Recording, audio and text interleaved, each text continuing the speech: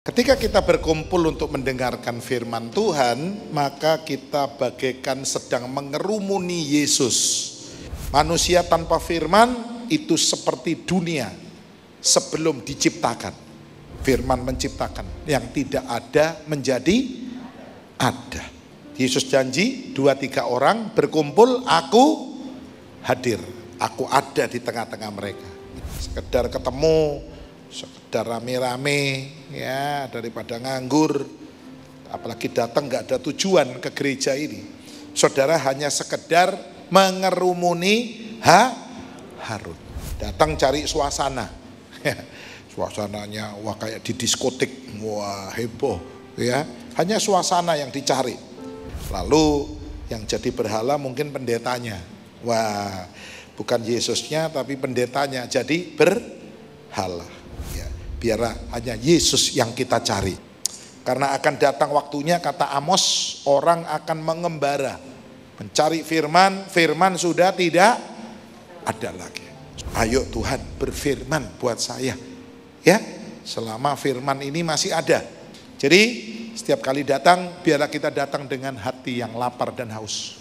Ya, kita berkata, Tuhan, aku rindu mendengar firman. Tanpa firman hidup manusia seperti bumi sebelum diciptakan, tidak berbentuk, nggak ada bentuknya, kosong, gelap, tidak berbentuk. Tapi dengan firman hidup kita terang. Hidup kita ini diisi, hidup kita dibentuk. Jadikan ku alat dalam rumahmu, inilah hidupku di tanganmu.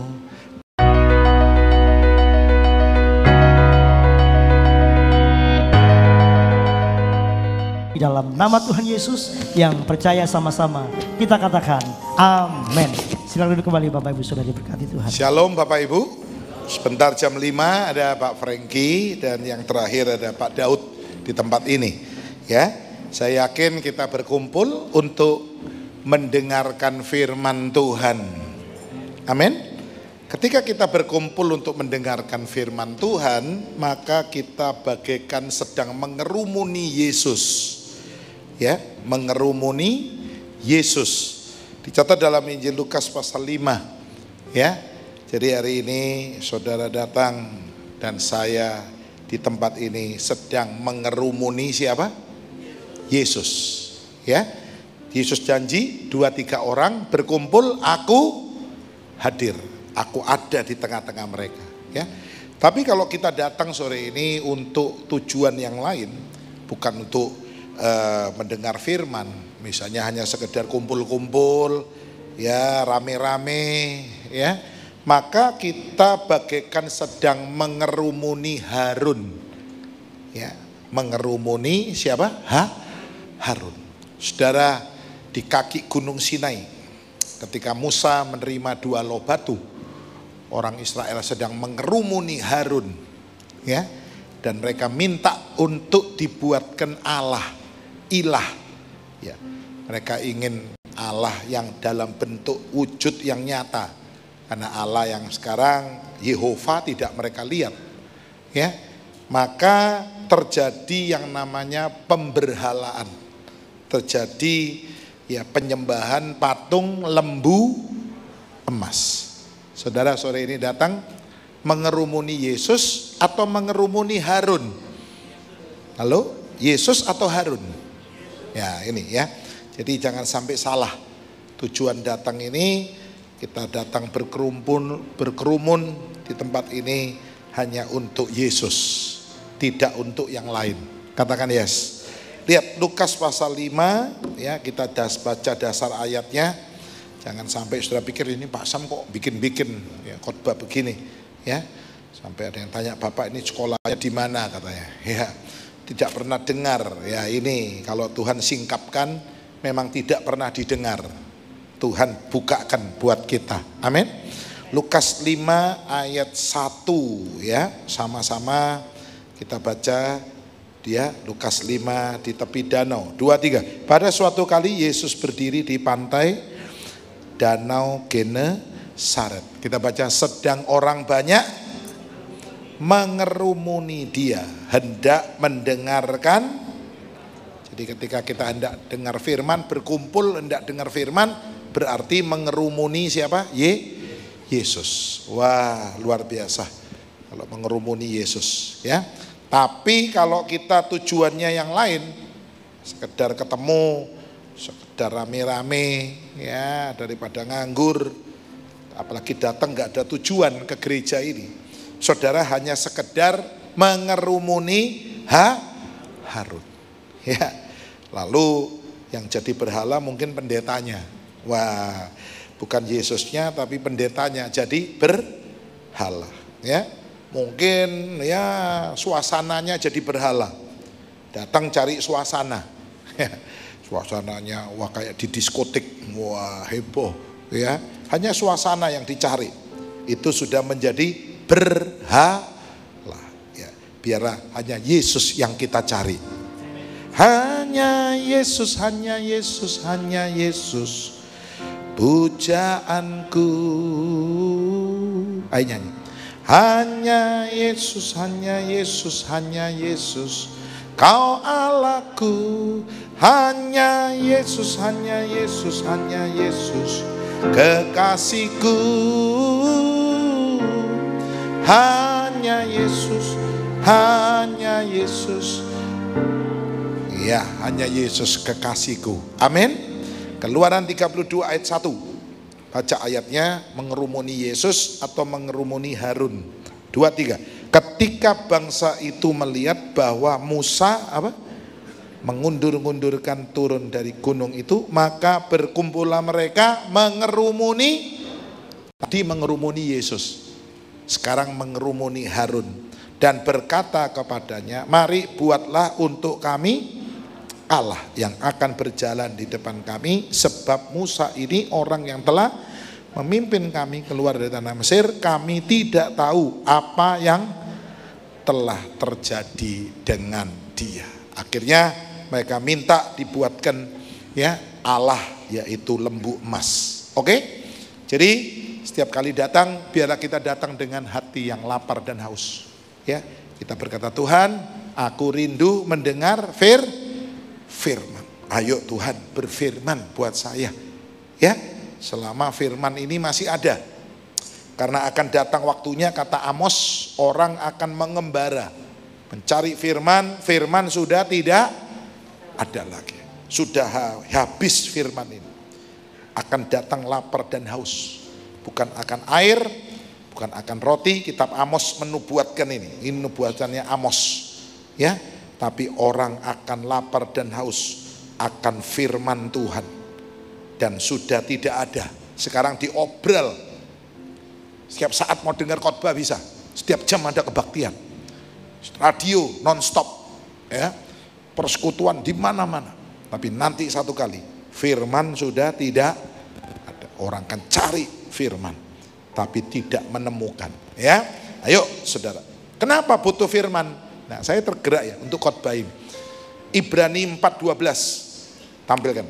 Sebab firman itu, firman Allah itu hidup dan kuat. Kenapa sih kita nggak minta kekuatan dari firman? Banyak orang nggak kuat menghadapi hidup ini, ya. Banyak bahaya. 5 miliarder, duitnya banyak, naik kapal selam, ingin lihat bangkainya meledak, habis. Konyol matinya, ya. Kebanyakan duit, pada satu itu ongkosnya 3M, 3 miliar, 5 itu 15M, meledak sia-sia, ya. Dunia banyak bahaya, sudah. Dunia ini penuh susah. Sebab itu perlu firman. Firman-Mu Tuhan, nyanyi, penolong hidupku. Ku siapkan hatiku Tuhan, untuk dengar firman-Mu. Firman-Mu Tuhan, tiada berubah, dahulu sekarang selama-lamanya, tiada Dunia ini diciptakan hanya dengan firman. Firman menciptakan, yang tidak ada menjadi ada. Manusia tanpa firman itu seperti dunia sebelum diciptakan. Saya ulangi, manusia tanpa firman itu seperti dunia sebelum diciptakan. Yang ada apa? Kosong. Dunia ini masih kosong. Tanpa firman kosong. 2, gelap. Tanpa firman hidup manusia apa? Firman itu pelita bagi kaki. Firman-Mu pelita bagi kakiku, terang bagi jalanku. Tanpa firman hidup manusia seperti bumi sebelum diciptakan. Tidak berbentuk, nggak ada bentuknya, kosong, gelap, tidak berbentuk. Tapi dengan firman hidup kita terang, hidup kita ini diisi, hidup kita dibentuk. Jadikan ku alat dalam rumah-Mu, inilah hidupku di tangan-Mu, bentuklah seturut kehendak-Mu, pakailah sesuai rencana. Tanpa firman kita seperti dunia sebelum diciptakan, tidak ada bentuknya.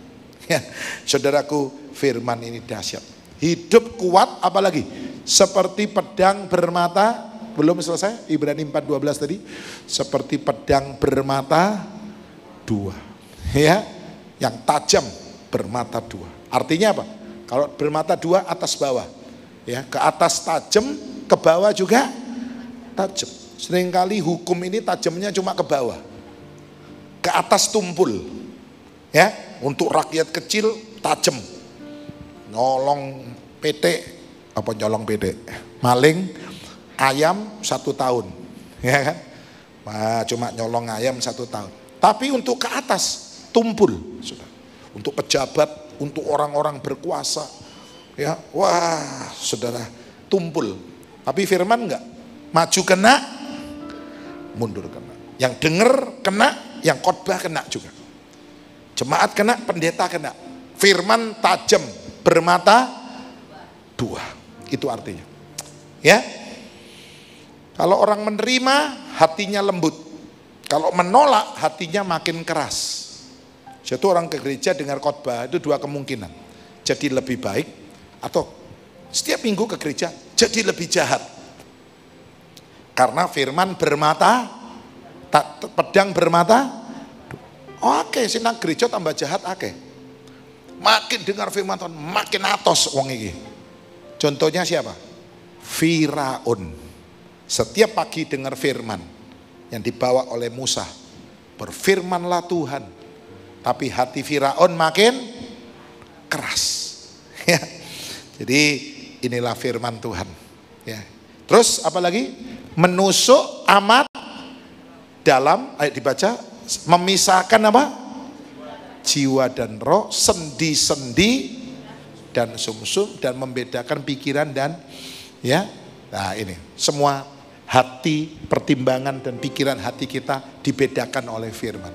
Saya tertarik dengan kata sendi, ya, karena terakhir ini banyak yang, Pak, doakan saya sakit semua persendian saya. Oh ya, sendi tangan nyeri, sendi kaki, sendi tubuh sakit semua. Tahu-tahu saya ingat, kalau engkau ada masalah dengan sendi dan sumsum, datang pada firman. Firman ini jagonya menyembuhkan sendimu. Loh, amin. Kan ada ayatnya, sendi-sendi dan apa? Sumsum ini penting. Orang sumsumnya disedot lumpuh, saudara. Benar, saya punya teman tuh dulu punya masalah dengan sumsum. Gak bisa jalan dia. Nah, jagonya ini firman. Firman ini akan menyembuhkan, saudara. Kau berfirman dan sembuhkanku. Kaulah Tuhan penyembuhku. Saudara, manusia ini tubuhnya ada 350 sendi. Ada berapa? 350 sendi. Tapi ada 1 sendi yang paling berbahaya. Apa itu? Sendirian. Apa, saudara? Itu hari ini saya mau nyampaikan.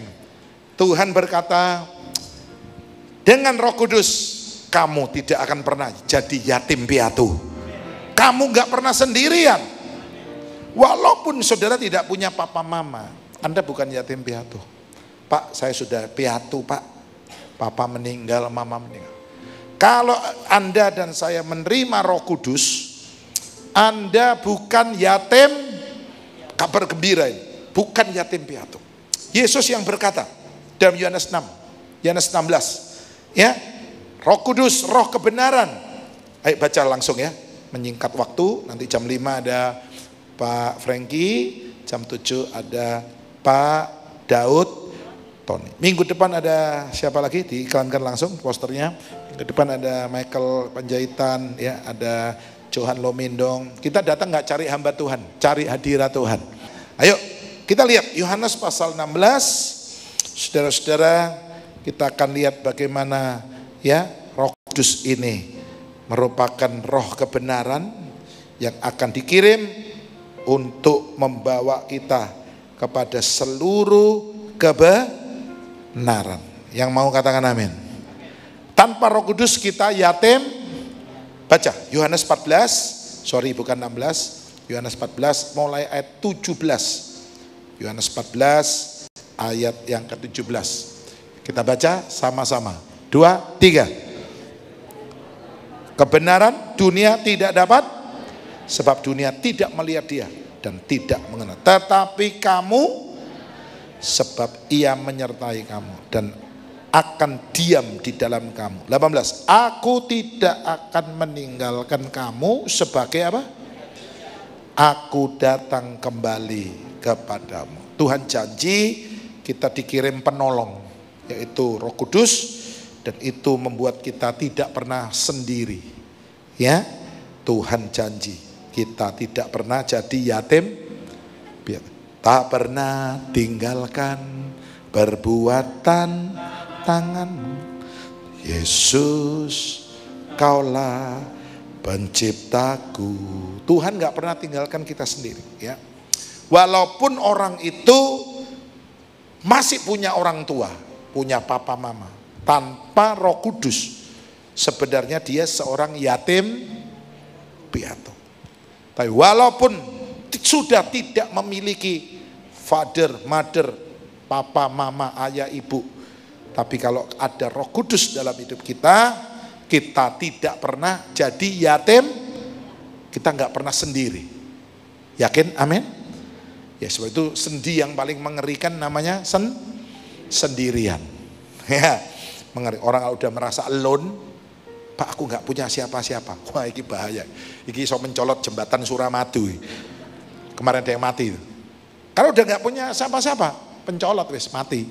Mencolot dari apartemen. Ya, banyak itu dulu yang terakhir tahun berapa itu. Mencolot jebuk di Cina tuh, lantai 60, lantai berapa lompat semua. Ya. Saudara-saudaraku. Nah, ayo kita akan lihat. Sebab itu Yakobus mengatakan begini. Pasal 1 ayat 26. Ibadah yang sejati itu mengunjungi yatim piatu. Apa artinya? Ibadah sejati ada dua menurut Yakobus. Ibadah sejati ada dua menurut Rasul Paulus. Saya tulis ibadah sejati. Kita ingin ya ibadah kita nggak sia-sia. Udah korban waktu, dibelani, ya. Mau datang sini masih harus mandi dulu, yang cantik dulu, ya. Harus keluar bensin, ongkos. Kalau ibadah kita ditolak Tuhan, wah rugi ya. Semoga Tuhan menerima ibadah kita menjadi persembahan yang harum. Halo, amin. Karena ada persembahan yang ditolak Tuhan. Persembahan Kain, persembahan Habil Semoga persembahan ibadah kita menjadi ibadah yang sejati. Apa menurut Yakobus?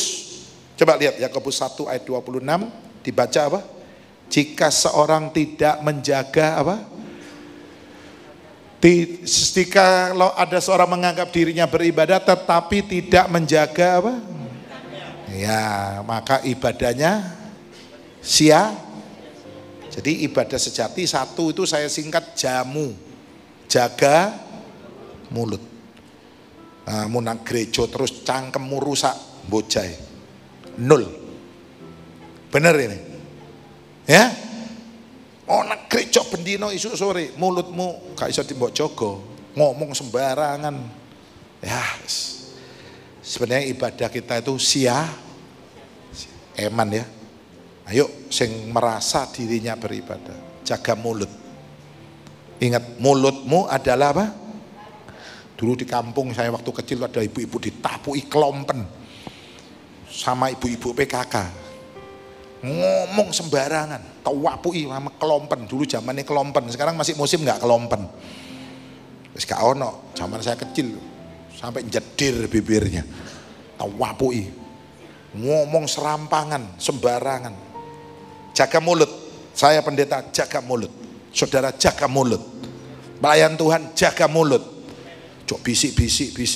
Saya paling nggak suka lihat orang bisik-bisik. Kayak setan nih, bisik-bisik. Ya, ada itu ayatnya, bisik-bisik, nggak boleh. Kita anak terang, harus terang-terangan. Oh, cok bisik-bisik, nggak gentleman, nggak seneng ngomong.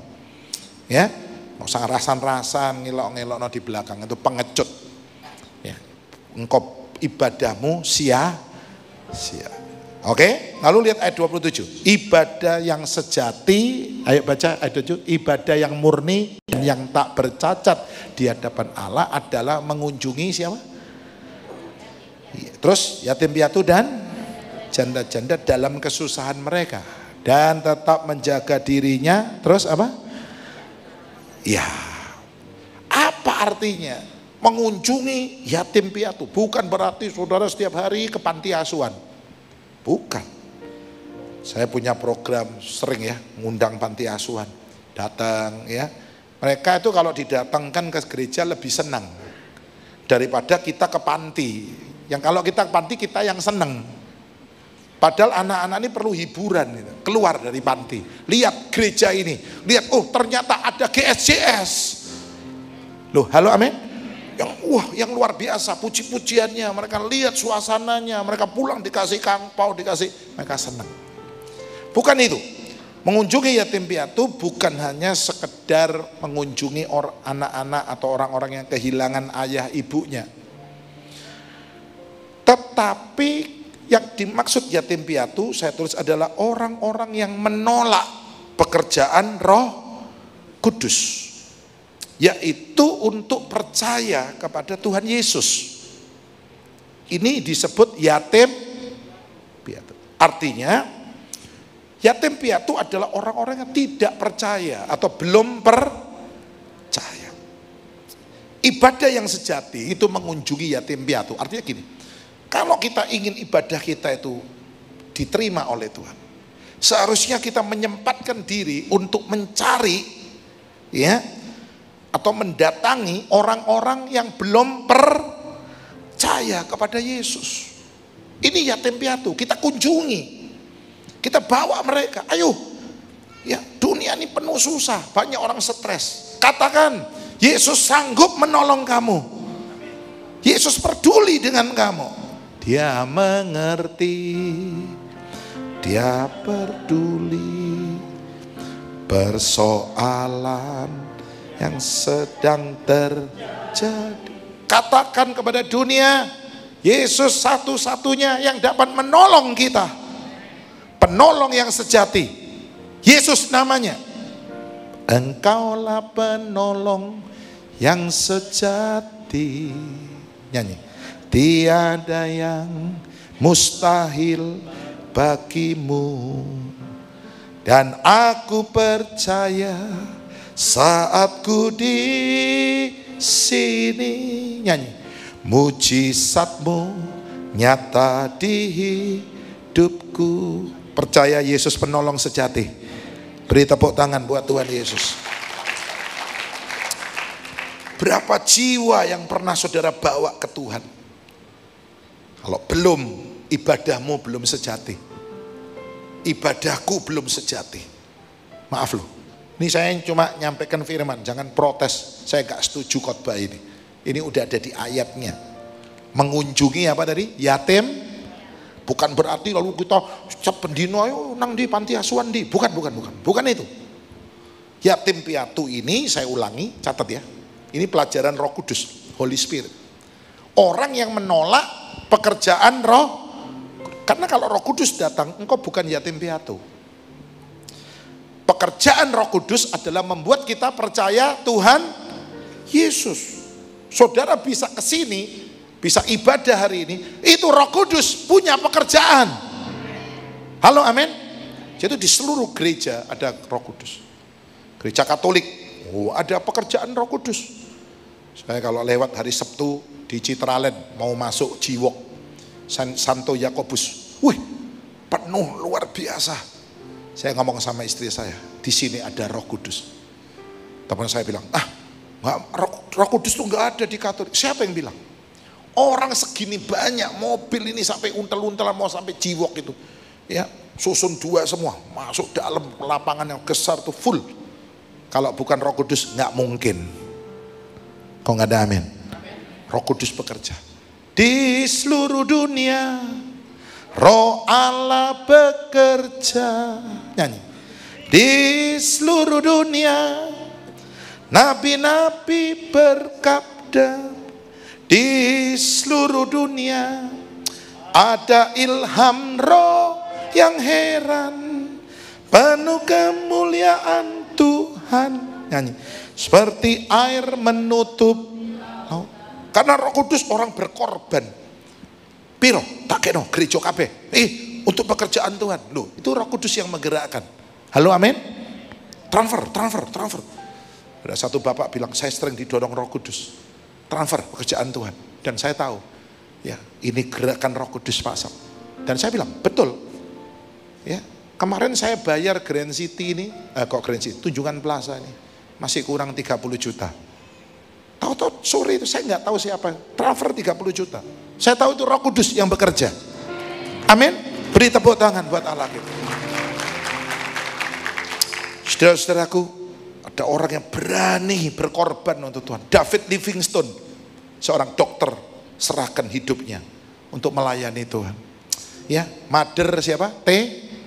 Dari London, serahkan hidupnya melayani orang-orang kusta di India. Itu pekerjaan Roh Kudus. Kalau Roh Kudus gak bekerja, orang gak mungkin mau pelayanan pagi sampai malam. Tuh ibu-ibu doa, bapak-bapak doa, ya melayani Tuhan gak ono kesele. Orang bilang tuh, ya orang-orang ini semangat. Iya, ini pekerjaan siapa? Roh. Mereka volunteer. Pak Sam gak bisa bayar. Volunteer, kerja suka rela. Tapi Roh Kudus yang menggerakkan. Wah, ini dahsyat, saudara. Ya. Nah, jadi mulai hari ini ayo saudara harus pasang target. Sopo iki sing ape tak kunjungi. Aku harus mengunjungi yatim piatu. Ya. Aku harus bawa temanku, dulurku yang belum percaya Yesus. Saya ajak minggu depan. Dan saudara bawa ya, di foto kalau sudah 15, nanti saya kirim kolkas ke rumah saudara. Saya udah pernah nyampaikan loh, satu gak ono loh. Kolkasnya satu sih lo nganggur. Sing nyumbang aku satu sampai telepon, Pak belum ada, belum. Loh, Pak Sam kan wis ngomong no. Lah iya, wangel ya ternyata ya, wangel. Tuh tak pikir waktu iki satu saya dilut entek iki kolkasnya. Ya, malah saya bilang kalau saya beli lagi 100 ya apa Pak? Di diskon. Ya Pak Sam beli lagi 100 saya diskon 50%. Yang 100 tadi free. Itu dari saya. Oke. Ternyata loh sing 100 saya gak goyang situ gak ono loh. Mateng kon. Wong Kristen kecil angelnya nyari jiwa satu aja buat Tuhan. Nek Tuhan datang saudara nggak ditanya piro pabrikmu, berapa rumahmu, rukomu ono piro, mobilmu berapa, Tuhan nggak tanya. Tuhan tanya berapa jiwa yang kau bawa untuk mengenal Tuhan. Amin. Roh Kudus terakhir akan membawa kita ke dalam seluruh kebenaran. Katakan, dibawa ke dalam seluruh, kita mesti masuk di dalam kebenaran. Ya, kebenaran ini penting. Saudaraku, kita harus masuk. Bawalah diriku kepada, nyanyi, segala kebenaran, agar ku tidak tersesat mengikuti jalanmu. Amin. Yesus berkata, carilah dahulu kerajaan Allah dan apa? Kebenaran. Ini fungsinya Roh Kudus, bawa kita ke dalam kebenaran. Maka semuanya akan apa? Ditambah, plus, nggak pernah defisit, selalu surplus, ditambahkan, huruf tambah, angka tanda tambah ini berarti nggak pernah minus. Katakan amin. Ya, kenapa saya sudah cari kerajaan Allah, tapi saya kok kurang terus hidup dalam kemiskinan? Mungkin Anda nggak masuk dalam kebenaran. Kerajaan Allah tapi tanpa kebenaran. Ya, Matius 5 ayat 6. Masih ingat ayatnya? Ditampilkan Matius 5 ayat 6. Berbahagialah orang yang lapar dan haus akan apa? Kebenaran.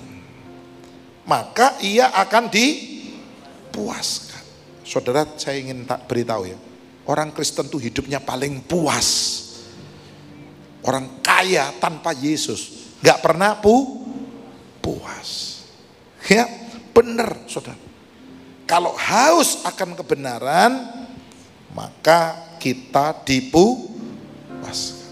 Ya, orang yang haus akan seks nggak pernah puas, saudara.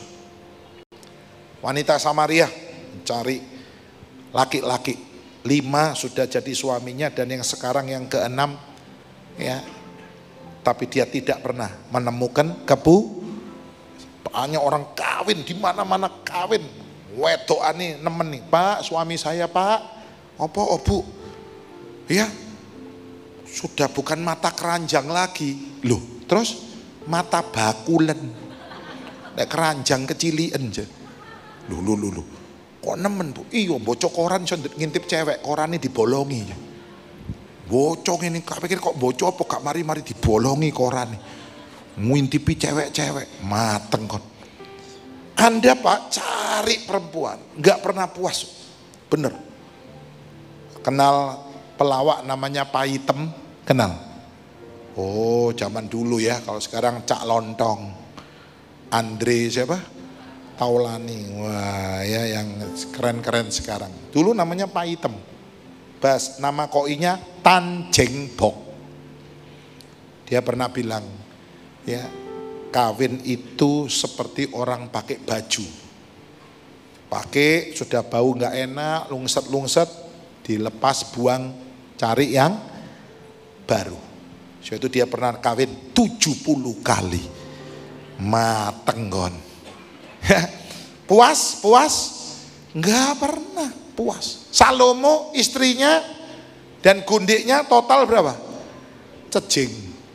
1000 istri itu ya, gilirannya 3 tahun pisan, saudara. Ya kan? Waduh, mungkin lupa, ini pernah dikawin udah lupa, saudara. Ya. Nggak pernah Soleman bilang cukup puas, nggak pernah. Kalau kita haus akan uang, tidak akan pernah puas.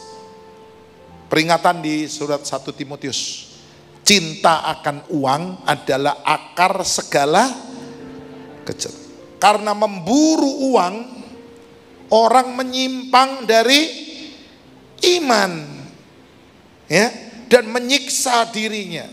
Kejar duit terus, buru terus, pingin soge. Dulu jalan kaki, ya, lihat orang naik sepeda, duh enak naik sepeda, saya puas, diberkati bisa beli sepeda. Sudah puas naik sepeda? Loh, puas naik sepeda? Enggak. Lihat orang naik sepeda motor, enak ya, nggak perlu genjot, nggak perlu ngontel. Waduh, punya sepeda motor, puas, ya, diberkati beli sepeda motor. Sudah puas dengan sepeda motor? Puas? Enggak. Duh, kalau punya mobil enak yo, gak kujanan, gak kepa. Wes Tuhan, kalau mobil elek-elek, wes ceketer. Karena njaluki ceketer, ya oleh ceketer. Tahu ceketer? Ya kalau digas bisa meledos. Dos. Itu jenenge ceketer. Saudara. Dikasih mobil ceketer, puas? Oh Tuhan, mbok yang baru Tuhan. Ya, sudah baru, punya baru, puas?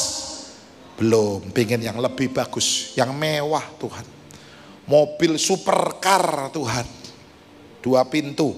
Wah, mobil makin dikit pintunya, harganya makin mahal. Apalagi yang nggak pakai pintu, saudara.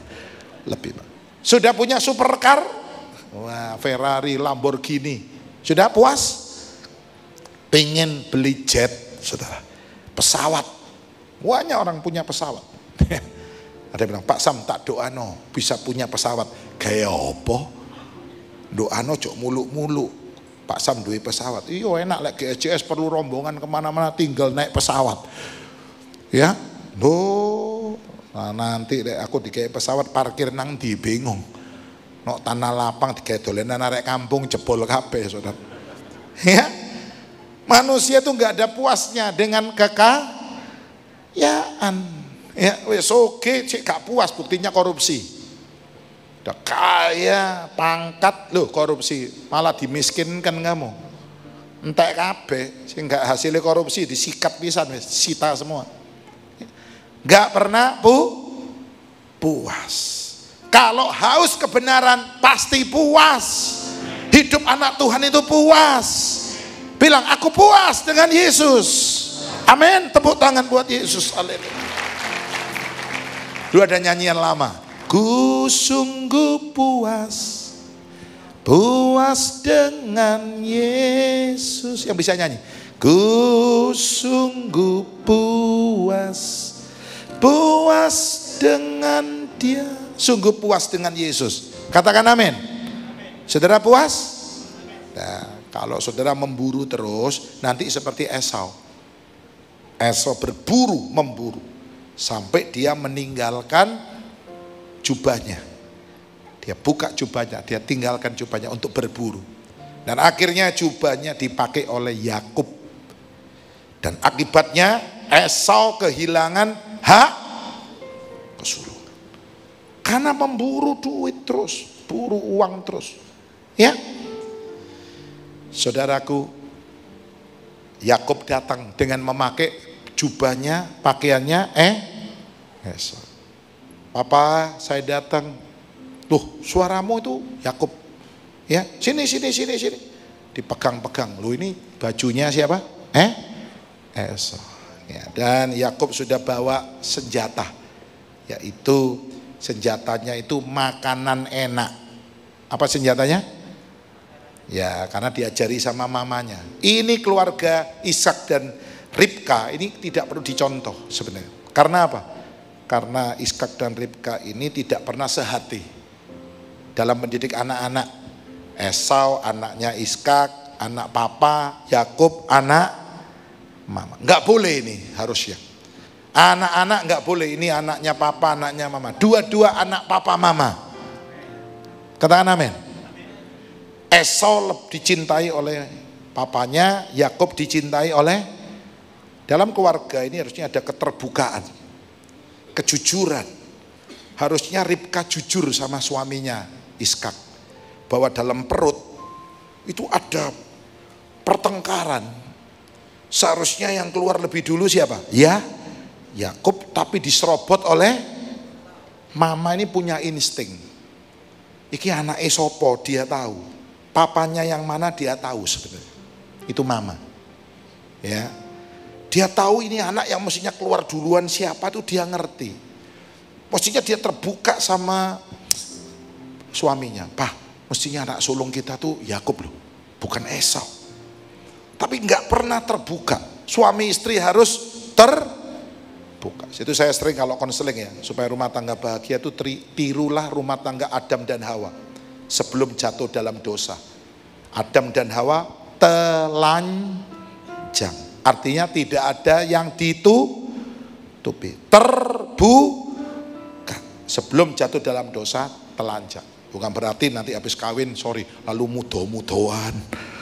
Nanti susternya sama pembantunya bingung. Iki laupanku stres sih. Mari kawin kok mudo-mudoan gini. bukan telanjang buka, bukan. Tapi ada keterbukaan, ngomong, ya. Nah, akhirnya ya ini yang terjadi. Ya, waktu Esau datang, "Pak, ayo Pak, makan Pak." Loh, siapa tadi? Baru keluar ini. Sudah tak makan, tak berkati. Loh, kalau gitu yang tadi masuk bukan Esau, tapi siapa? Yakub. Wah, Esau meraung-raung. "Pak, masa berkatmu wis entek, Pak? Habis nak. Wis tak koreti, tak entekno, tak kekno adikmu kabeh. Titik ae, enggak ada. Sudah dientekno, dikoreti, koret-koret. Dulu Timothy itu saya beri nama Imo koret-koret. Bener. Soalnya mari gitu saya nggak punya anak lagi, istri saya steril. Ya, habis Timothy lahir di Singapura, langsung dokternya bilang, "Oke, steril, tutup pabrik." Situ saya kasih nama Imo koret-koret. Wes tak koreti nak entek, sampai nangis gak dikei, saudara. Tapi satu hal yang saya akan tutup ya, karena waktu. Iskak tidak pernah mengutuki Yakub. Ya, ini luar biasa. Masih ingat, Nuh mengutuki anaknya bernama siapa?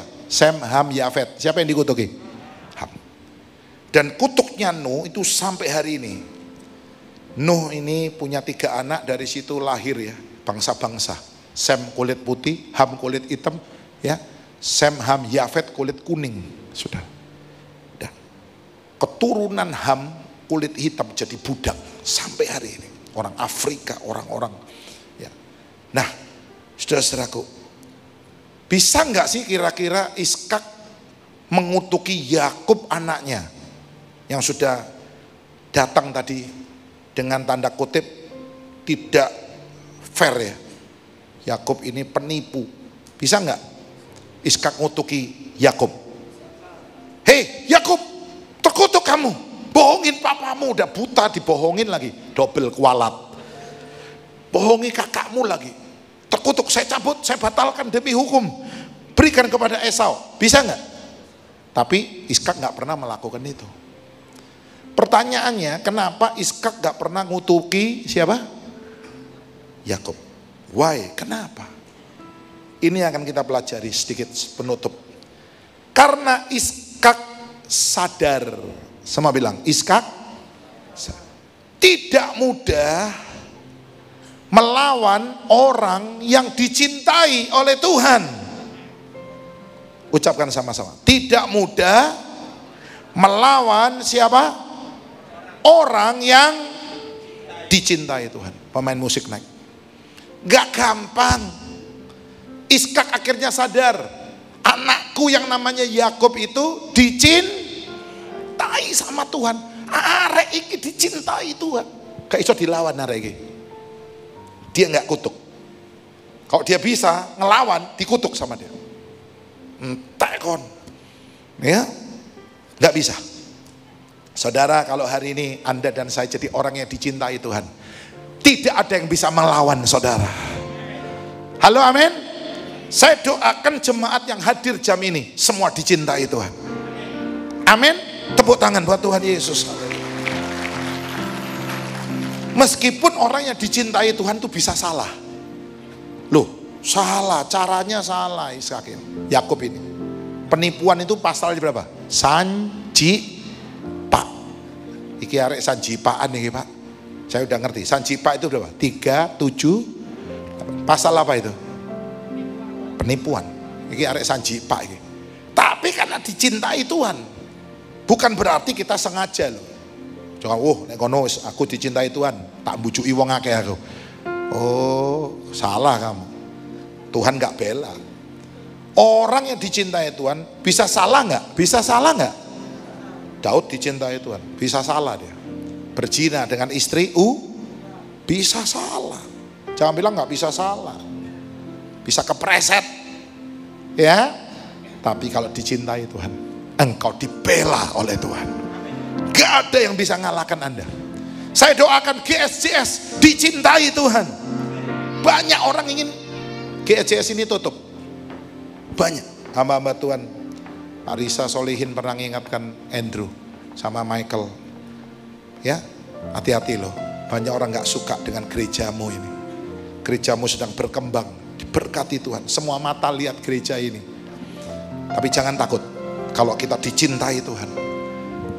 Iskak pun gak berani mengutuki Yakub. Baca Maleakhi 1 ayat 2 dan 3. 1, 2, 3. 1 ayat 2 dan 3. Gampang hafalnya. Ya, Maleakhi 1 ayat 2 dan 3. Semua baca, 2, 3. Aku mengasihi kamu, firman Tuhan. Tetapi kamu berkata, dengan cara bagaimanakah engkau mengasihi kami? Bukankah Esau itu kakak Yakub? Demikianlah firman Tuhan. Namun aku mengasihi Yakub. Tetapi ayat 3, tetapi nggak gampang melawan orang yang dicin. Itulah sebabnya kesalahan Iskak yang kedua. Selain dia sampai tua yang dikejar makanan enak, wong iki wis tuwek sing diuber makanan, begitu cium makanan enak lupa. Ini Yakub, Esau lupa. Pokoknya asal diberkati. Kedua kesalahan Iskak adalah dia mencintai apa yang dibenci oleh Tuhan. Mencintai apa yang dibenci oleh, dia cinta Esau, padahal Esau dibenci oleh Tuhan. Jangan engkau mengasihi apa yang dibenci oleh Tuhan. Harusnya engkau mencintai siapa yang dicintai oleh Tuhan. Jadikan bisnis Anda dicintai Tuhan. Enggak ono sing iso nglawan, tak jamin. Tepuk tangan buat Allah kita, amin. Meskipun 1000 tangan, nanti kita nyanyi. Meskipun 1000 tangan manusia menarikku jatuh, namun Tuhan yang. Kalau bisnis Anda dicintai Tuhan, gak ada sing iso nglawan. Sopo ape ngentekno, sopo ape jatuhno, gak iso. Mau bisnisnya dicintai Tuhan? Katakan, Tuhan, bisnisku ini join sama Tuhan. Mau join sama Tuhan? Caranya apa? Bayar perpuluhan. Mau join sama Tuhan nggak mau perpuluhan, ikut jenenge Anda bohong. Join sama Tuhan, ada yang bilang, Pak, aku ngerti sekarang Pak. Oh iya, aku mau belajar buah sulung Pak dari perusahaanku. Aku mau belajar perpuluhan. Wah, kuat kamu. Gak ono sing iso ngentekno kon, gak ono sing iso nyaingi kamu. Karena engkau dicintai oleh Tuhan. Amin. Meskipun hanya 1000 tangan manusia